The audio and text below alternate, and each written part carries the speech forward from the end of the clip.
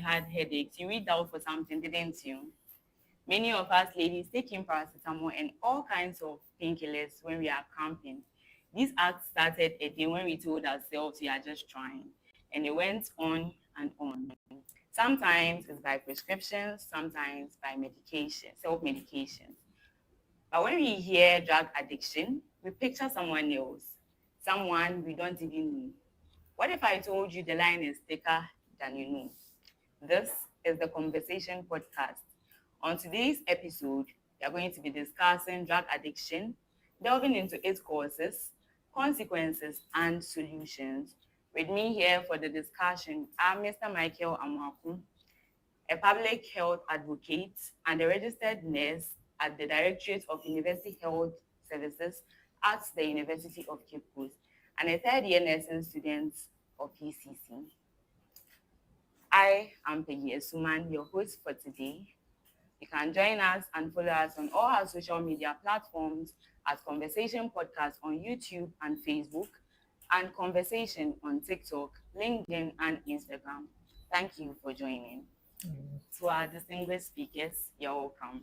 Thank you. We are going straight to the topic, drug addiction, and I'll begin with you, Mr. Michael. Okay. As a registered nurse and a public health advocate, when we say drug addiction, what do we mean? Okay, so when we talk of drug addiction, it's a substance use disorder. In the layman's term, it's also a chronic condition, which means that it happens over time. But before we move on to addiction, addiction, the word is drug addiction. But before one gets to that point, the person might have started with an abuse. And if you're abusing something, the indiscriminate use of something.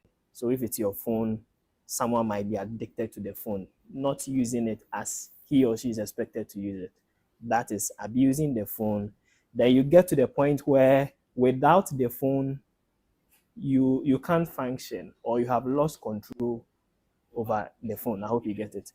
So in the same sense, when it comes to drug addiction, here individuals have lost control, and then without the drugs in question, they are unable to function in the layman's term. Yeah. Okay, Mr. Joshua, as a student studying nursing, what do you also think about drug addiction? Okay, so drug addiction, just like you said, I'm going to so like if we are on and need to do away with that harmful effect, because we expect someone to a drug might face some issues and now or issues that people will not expect. Now, when they are facing that, they will know that these are harmful effects. So if they go on to use the drug, despite these harmful effects being there, and it means that they are addicted to the drug. Okay, that's very educative. Mr. Michael, I want to know the common drugs that are used among the young people. Okay, so in this generation, let me use the university community. For example, there are a lot of drugs that are being misused, which we will term as abused. I hope you get it. And they include cough syrups. Yes, you are surprised, right? Yeah. Some cough syrups contain codeine, which some people abuse it because of the content in it. Yes, and per statistics, the commonly abused substance or drug in Ghana is codeine. Yes. However, recently there has been a surge in some pharmaceutical opioids. Example, red. We've all heard of red before. These are common examples of drugs that are being there. There are a number of them. Weed, shisha, all these things are drugs that are being abused. But as the statistics states, codeine is the most abused, followed by the red opioids, which is tramadol, red, and And that's it. Yeah, sure. Okay. Mr. Joshua, among your friends, what you are being taught in class, what do you also think are some of the commonly used drugs among the youth? Okay, so before I even mention examples, let us understand that we have the legal drugs that are being abused, and then we have the illegal drugs that are also being abused. Now, these legal drugs look like alcohol. It is legalized because it comes with an age range, the specific people who are supposed to use it. When you take tramadol, it is a pain killer, which means it is also legally is legal and can be used. Now, when we take the illegal drugs that are also abused, we have the common one, which is marijuana, but then it's commonly known among us as weed. That is also abused among the youth, and then they could get addicted to that. So, yes, among us, just like he stated earlier, this tramadol, we get the red from tramadol.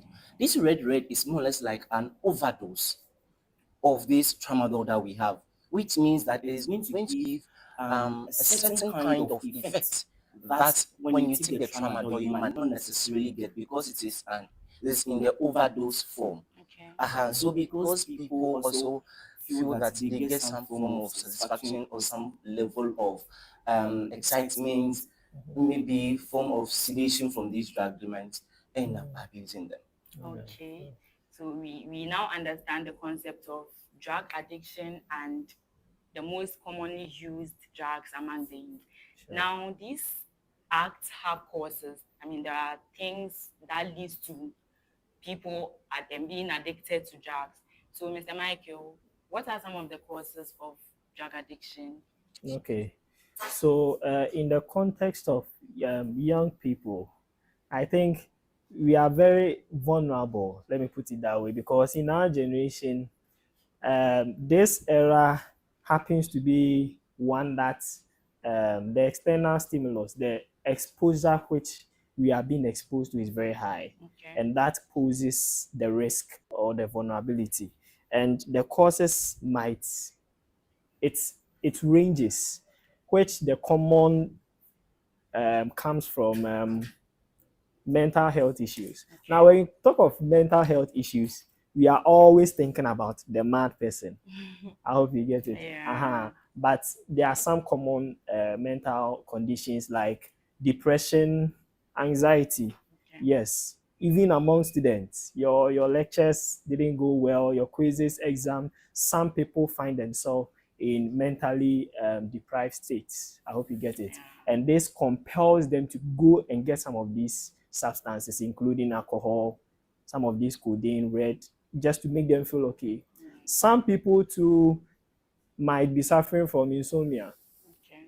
inability to sleep. And so they'll self medicate, go to the counter. And remember, as I said, before it gets to addiction, it started from abuse. Okay. So you doing it indiscriminately, it gets to a point where you have no control over it. You can't sleep without taking those drugs. So that is one. And peer pressure. One classic example is when, let me use the men or the young boys as example. A lot of them, in a way of pleasing their partners, tend to get some performance enhancers. I hope you get it. Some people may not have been exposed to these things, but getting into a community like this, getting to know, okay, if I take this, I can last for this number of hours. I hope you get it. Minutes, let me put it that way. I'm exaggerating. And so then let me go and try it. I hope you get it. So peer pressure, mental instability, and even working professionals, they even abuse it, especially health workers. Really? Yes.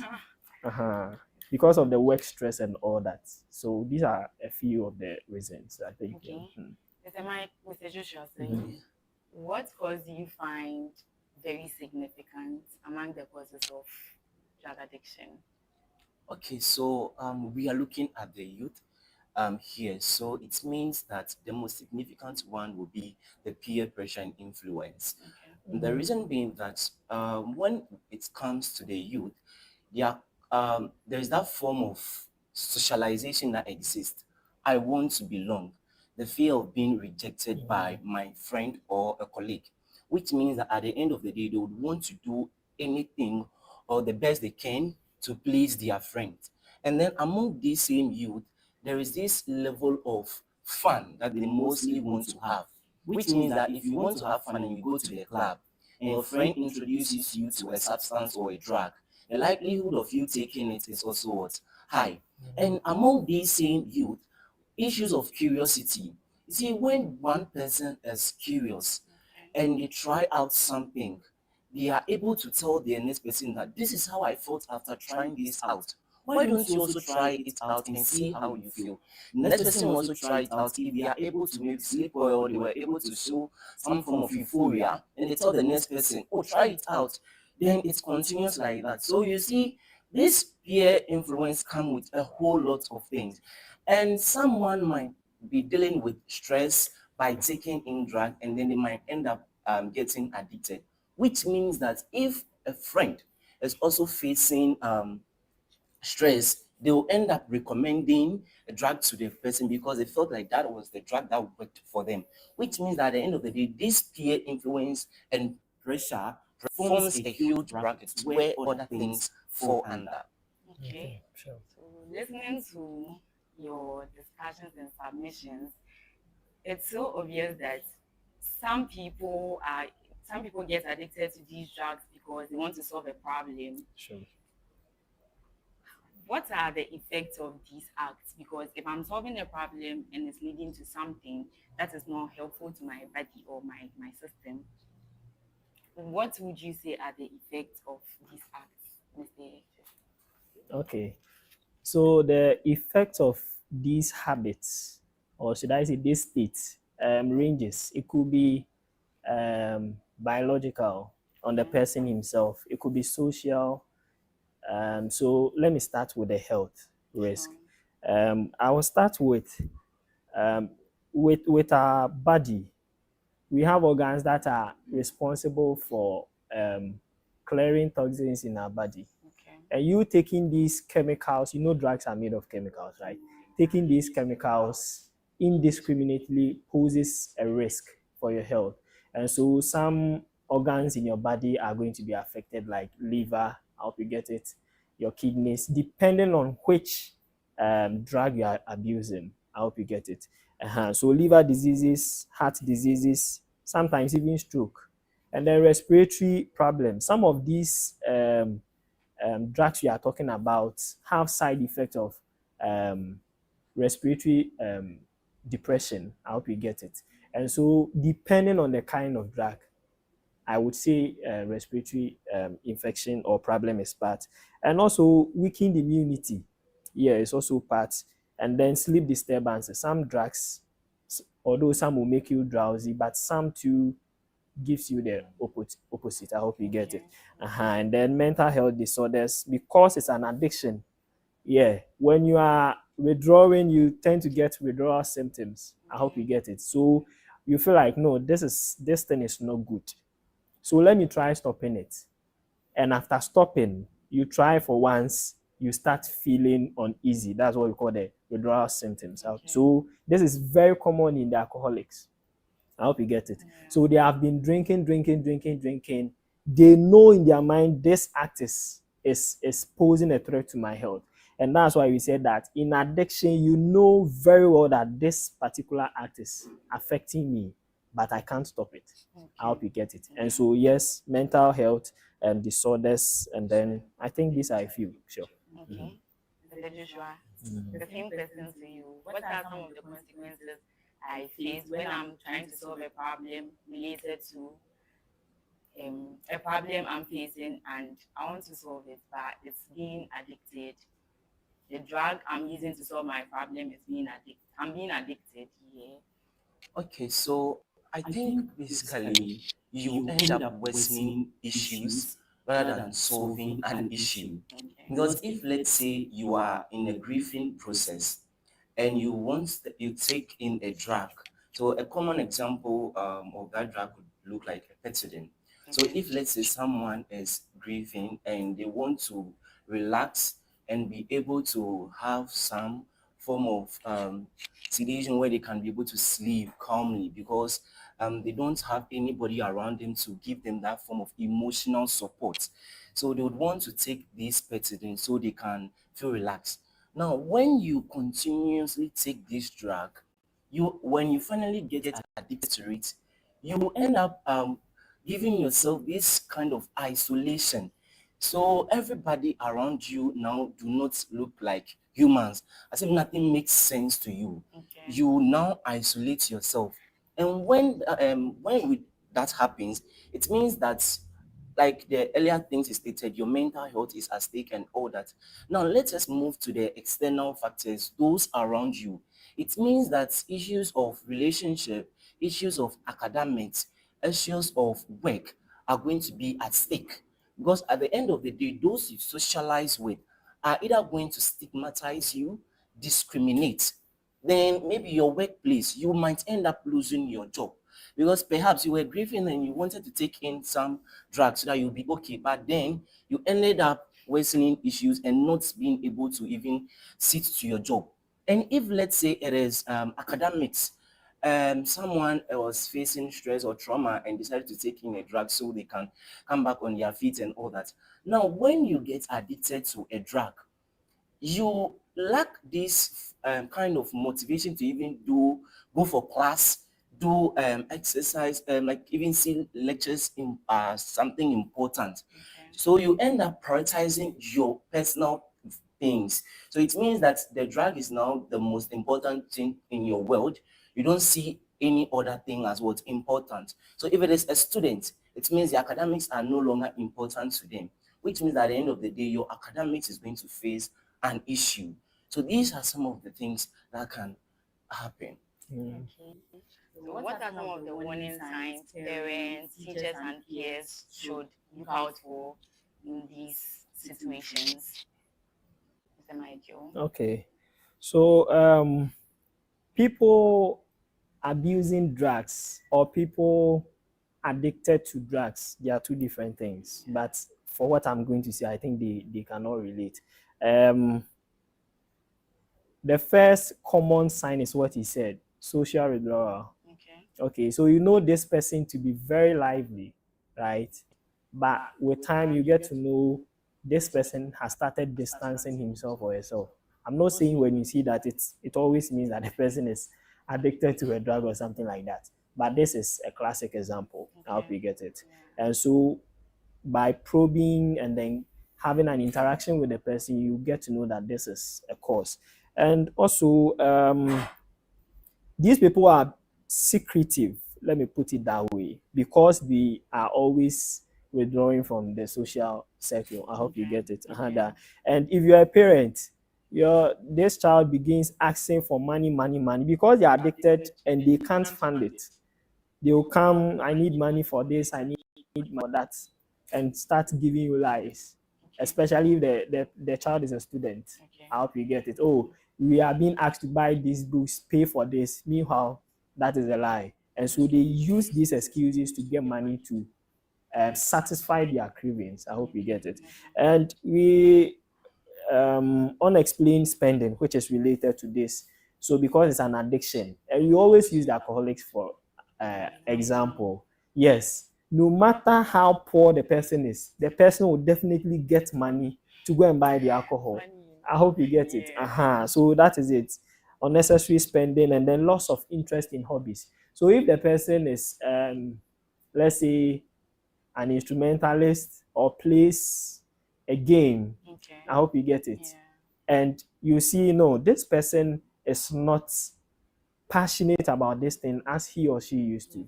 That also gives a sign. And some people, it even affects their general well-being, how they dress, you know, how this person carries himself. But with time, you get to know that no, there's a significant change. They don't even care about how they put up or carry themselves in public. So all these are small signs that would give you a clue. And note, disclaimer, that seeing this in anyone doesn't mean the person is addicted. It is only through what? Conversation, interviewing, I hope you get in, counseling. then you get to know that, okay, this person is on this. So if you see someone in these things I've mentioned, don't judge the person that the person is Sure. addicted. I hope you get it. Sure. Sure. I want to ask you a follow-up question. Mhm. So speaking, the consequences you mentioned are all related to the person involved, Sure. the victim. What about the people around the person? How are you Okay. being affected if someone is like a parent? How are you Okay. being affected if your child isolates him or herself from you, or if your child is spending a lot of money or taking much from you, but not for something beneficial? Mm. Yeah, but of something related to drugs. Mhm. How does it affect you? Okay, so I think you have even given one. On the parents, you are going to encounter what we call the financial strain. Okay. Yes, because he or she is always demanding. Sure. Good.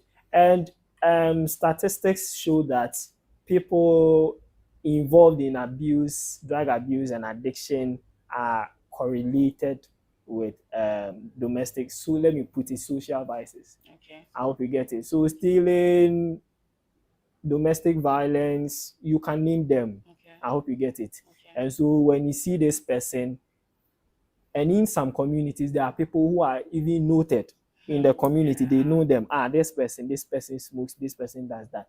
And if you are looking for the people behind all the bad things going on in that community, they will be the first to be on the list. Why? Because that is what they are known for. And so apart from the individual himself, he or she tends to break the trust. Okay. Let's take it in a family setting or even in relationships. Sure. So assuming your boyfriend, your girlfriend, yes, girls too are addicts. So assuming your boyfriend, your girlfriend is an addict, is abusing a drug, imagine the kind of, let me put it, vibe. Let me use the contemporary terms.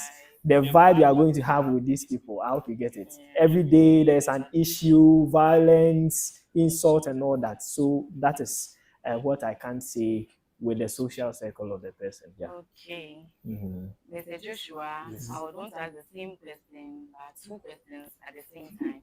So what are some of the warning signs that parents, teachers, and peers should look out for in these victims, and how does these consequences affect the individuals around these victims?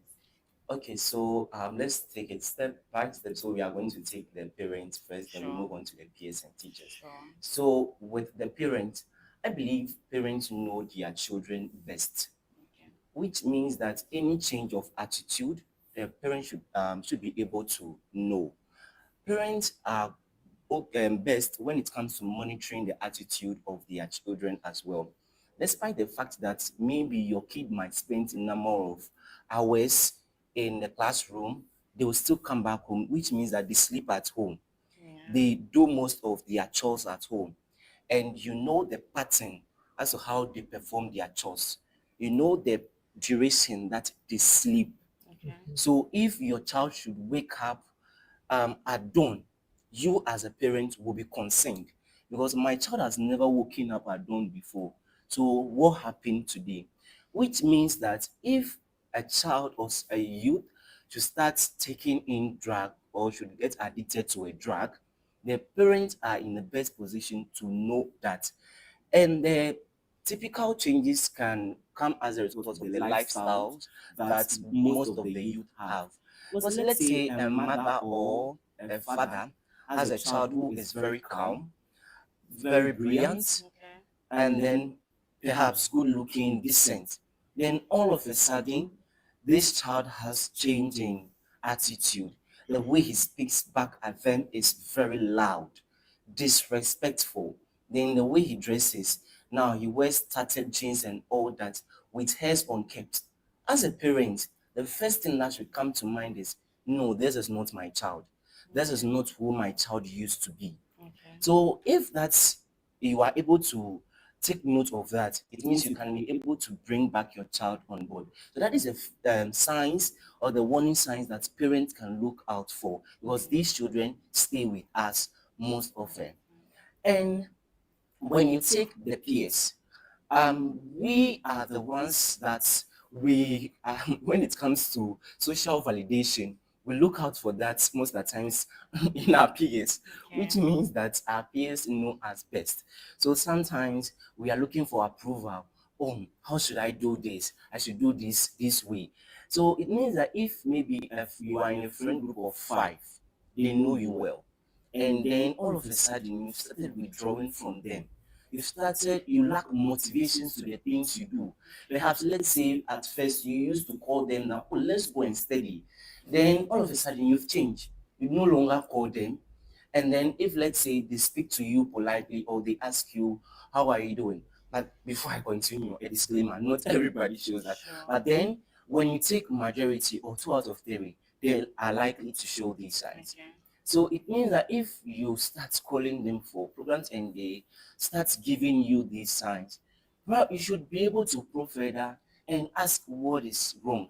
It might be from this drug addiction or other things that maybe might be personal to them, because we have family issues that worry people that might make them behave, withdraw from friend group and all that. Okay. Despite that fact, we also have this drug addiction that come with that behavior. So if friends are withdrawing from you, they talk anyhow to you, as a friend, you should be able to notice that and then help your friends seek the necessary advice. And as teachers and lecturers, well, it is unfortunate that lecturers cannot know all their students in the class, Yeah. which means that at best, it is through these peers that lecturers can be able to know if a student is going wayward. So it now bounces back to the peers again, which means that at the end of the day, we have a lot of work to do amongst us. So if you see that something is going wrong, when you take a colleague into consideration and it's way too much, then you can help that colleague by reaching out to a lecturer or a teacher. And maybe the teachers in high school or the GHS, because one thing is that this drug addiction, in as much as someone will get addicted to a drug, it do not or it does not start in a day and then all of a sudden you get addicted in that day. It means that it takes gradual process. So it means that someone might be addicted to a drug that we see on the streets today who started years back, perhaps 10 years, 5 years back. So if they were in SHS and they started, who knows? If they were in JHS and they started, who knows? So it means back in JHS or in our preschool SHS, our teachers can also look out for the warnings and they can make sure they know the students they have in their classroom and at best monitor them too. Now let's look at the second aspect of the question, which is the effect on the parents, the peers, and the teachers. So on the side of the parents, the main thing that comes is the emotional issue. So let's take a mother whose child all of a sudden the attitude has changed. You as the mother, you will be concerned. If you go to your workplace, you'll be concerned about put how best you can come out to put your child on the right path. So that form of emotional burden will haunt you wherever you go, because you are always thinking about the best thing to do to bring your child on the safer road. And then the financial burden as well. If your child is addicted, you might start seeking for help, and the help might need some form of finances, which means that at the end of the day, you should be able to cater for all that. And if, let's say, the family is facing issues of stigmatization and discrimination because of one person in the family being addicted to a drug, it means that that emotional burden will also fall on everybody. Okay. Then on the peers now, you are also going to face some form of, let's say, finger pointing. So people pointing fingers at you and calling you names. Because if you are working with someone who is a drunkard, people automatically assume that you are also what? A drunkard. Which means that if you have a friend who is addicted to a drug, at the end of the day, people might mistaking you for maybe being addicted to this drug, which means that you are going to face some form of backlash from people around. So maybe you could not change your friend.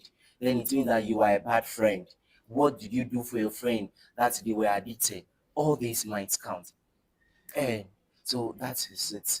If you just joined us, this is the Conversation Podcast, and we are discussing drug addiction, its causes, consequences, and solutions.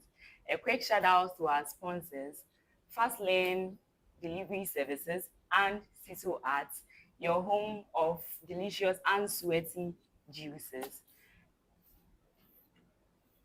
I am learning so much, and I believe our viewers out there are also taking so much from this discussion. So we are moving on to the solutions. Mr. Michael, what do you think are some of the significant solutions parents and people around these victims can help with? Okay. So I think the first step to this challenge, I think, in my point of view, should be from the family. Okay. Yes, because the family is the first point of socialization. And I think in our African society, Okay. our parenting style is, in a way, I don't want to term it, but it's in such a way that it gets to a point children find it difficult opening up to their parents. Okay. And so parents should make sure that, yes, it is very important to instill discipline. However, making sure the home is a safe place for your children to open up to you and then speak to you about some of these things. Remember, we said some of the causes include mental disorders, Okay. depression, anxiety. I'll always come back to the university community. A classic example, you're a student, you have a boyfriend, you have a girlfriend. Let's be realistic here. Okay. These things are things that are ongoing. I know when you were coming from home, your parents they told you don't go and do boyfriend girlfriend things in the school. But the reality is that this is a community that you will definitely find yourself in it. Yeah. About 99% of the people we find here in relationships. Okay. And it's normal. But the things that happen is what makes it abnormal. And so if you are a parent and your child is finding it difficult to open up to you with some of these things, I know academics, they will definitely tell you they are stressing us, quizzes and all that, they will tell you, but they won't tell you the relationship side, the fight they had with the boyfriend or the girlfriend, roommate issues.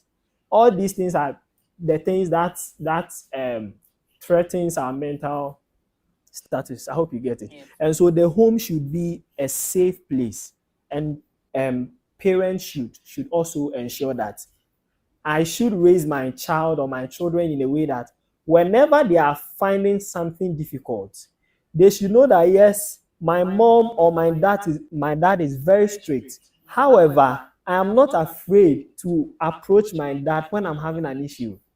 But our style of parenting focuses on only the discipline side, and we neglect the other side where our children find it very convenient to discuss some of these things with. And so what do? Best friends, peers. Then they'll also pollute them. Go and do this. So this is what happened. I know this drug. Go and buy. I hope you get it. Yeah. And the child will go and buy it. So you'll be at home and then you'll be called, your child has been admitted, he or she went to a party, he or she has been poisoned. All these things are the consequences as a result of children not being able to open up to their families. I hope you get it. So that is the first thing. And public health initiatives, which this is one, a very good initiative, and I would applaud the whoever or the stakeholders in charge of this. This is to bring awareness to the general health public. I hope you get it. And so creating awareness, and then the families is one. And then since we now have the education, we now know, I think we are to be watchdogs, and we have to refrain from certain activities or behaviors. And so the fact that you used a drug and it helped you doesn't mean this person has to also use it. Okay. Because some of the causes, we friends, amongst the friends, we cause it. I hope you get it. Yeah. So family, and then the government is not going to do anything. we are taking initiatives to make sure that we bring education to the people, and this is one of them. And so other departments can also follow suit, other organizations. Let's preach, let them be aware of it. All And right. I think these are two main key areas that if we focus on, we are going to help bring it down. All Yeah, right. sure. Thank you so You're much. welcome. So this is a general question for Mhm. all of you. Mhm. How effective are rehabilitation centers? Mr. Okay. Joshua, I'll start with you. Okay. So rehabilitation centers are very important. In the sense that when someone is addicted to a drug or a substance, they need to, in order for them to come back to their normal life, they need to go through some form of, should I say, care. They need to be given some form of care for some duration in order for them to come back to normal again. And when I talk about this care, it looks like a holistic care. So when you are at a rehabilitation center, we are looking at your physical aspects, we are looking at your spiritual aspects as well, we are looking at your social life, we are also looking at the physiological aspect, that is the health wise, which means that there is a need for other things to come into play for you to get your health back on track again. So at these rehabilitation centers, you get opportunity to have counselors there to talk to you, clinical psychologists there to work with you. You also have medical practitioners there to work with you because there will be a need for you to be on some medication in order to come back to your normal life. And then you also need the family support there as well, which means that this rehabilitation takes into consideration every aspect so that you'll be able to bounce back to life again. Okay, thank you, Mr. Okay. Michael. So Rehabilitation. what we have to know to help understand this part of the discussion is that addiction is not a one-time something. That's why when I started, I was like, it's a chronic disorder, which means that you didn't develop it overnight.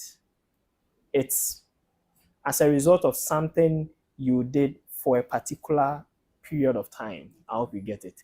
And so with this, it means that we can't give you a drug, go and take it, and then you stop. It stops. And that is where the rehabilitation centers comes in.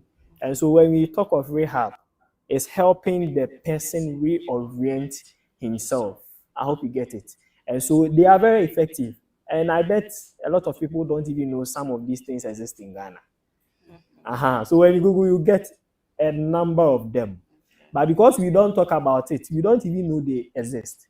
And so if you are facing a challenge, you reach out to the right people, and then they will direct you. And what the rehabilitation centers they do is that it's a whole package of care, emotional support, and in each instances where medical support comes in, drugs are also going to be given. What you have to understand is that I sat in Professor Ignatius' lecture, and he made a statement that addiction cannot be cured, it is managed.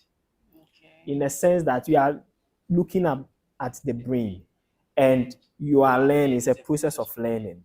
And so if you learn something with time, there are chances, depending on the severity or the extent which you've gotten to, there are times where you can unlearn. I hope you get it. And so with this, people should also know that I'm bringing this because you are talking about rehabilitation. If you are suffering any form of addiction, some people are even addicted to their phones. We don't talk about it, but it is an addiction. If you are suffering from an addiction, it's impairing your normal um, living process, and you try to overcome it. Know that relapse doesn't mean failure. When you say relapse means, okay, I am an alcoholic. Let me try avoiding alcohol, let's say in the next month or two. Then you find yourself maybe on the second week, you couldn't control yourself. You went back to take the alcohol. That's what we call relapse. And people are discouraged when such things happen. any form of addiction, not just drug addiction. I hope you get it. And so if you're addicted to something and you put in effort to overcome it, bear in mind that relapse is not failure. It means you're actually trying. All And right. so it is a process of time. And this is what the rehabilitation centers in to do. Thank you. Yeah. Thank you so much. We are moving to the end of the discussion, and I want to take a brief comment to the viewers out there. Okay. So, Mr. Joshua, Comment on. your last words for the viewers out there concerning drug addiction. Okay, so at the point where we know that drug addiction starts from somewhere before you get addicted, it means that we should be on our feet and we should be alert wherever we go so that we don't get to the state where we'll get addicted to a drug. If you notice that you are initiated to a substance and then you start using it on a regular basis, now you get to a point where you are dependent on it. You should be noting that you are getting to addiction, which means that if you are not addicted to a drug and you know you are on the path leading to addiction, then you have the chance of coming back and living as a normal human, which means that there's a need to seek for care. And there are people that we are surrounded with that we can seek care from. There is someone closer to you that you can speak to or confide in.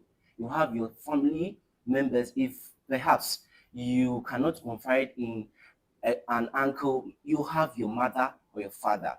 If it is in the school environment, you have your lecturers that you can confide in. So you shouldn't say that I am facing this issue on my own, so I can solve it on my own. There is no way. If not, you will end up getting addicted to a drug. And if you are addicted already, know that there is still help there. We have these rehabilitation centers. All you need to do is open up to the right people, and then you will get the right help. Thank you. Thank you so much, Mr. Michael. Your last words for our viewers. Okay, so what I would stress on is that it is very, very normal for you to seek help when you are going through any emotional or mental challenge. I hope you get it. Yes. And you should believe in yourself that you don't necessarily have to fit in. So people around you forcing you to do certain things just to make you look cool, it's actually not necessary, because your future is in your hands, and those people forcing you or pushing you into those acts will leave you when there's an issue. And so believe in yourself. If you are finding challenges, reach out to the right authorities. In the university communities, I believe every department has a counseling session. We have lecturers who are counselors, every department. And so if you are having challenges, so the students leaders, let's empower our friends, the student body, so that when something happens like that, a lot of people are going through issues on campus. I used to be a course rep when I was in class, in school. And some of the things I used to hear, my friends open up to me. Sometimes I'll direct them to a counselor. We are going through a lot. They are going through, I'm not partaking. They are going through a lot. And so please, if you are finding any challenge, don't sit in silence and suffer. Because if you sit in silence and you suffer, you might end up at a wrong place. And so seek the appropriate help. And then even among the health professionals, you don't have to be shy. We, the health professionals ourselves, we end up being addicted to certain drugs because of stress. And so please, it is very normal for you to seek help. So do so before it's too late. Thank you. Thank you so much for today's discussion. Throughout your submissions, you kept mentioning let's seek help. Let's not feel shy to seek help. And then addiction doesn't start in a day. It's a gradual process. Let's create awareness and stay grounded. This is Conversation Podcast, and today we discuss drug addiction, delving into its causes, consequences, and solutions. Join us and follow us on all our social media platforms as Conversation Podcast on YouTube and Facebook, and Conversation on LinkedIn, Instagram, and TikTok. Until our next episode. Bye.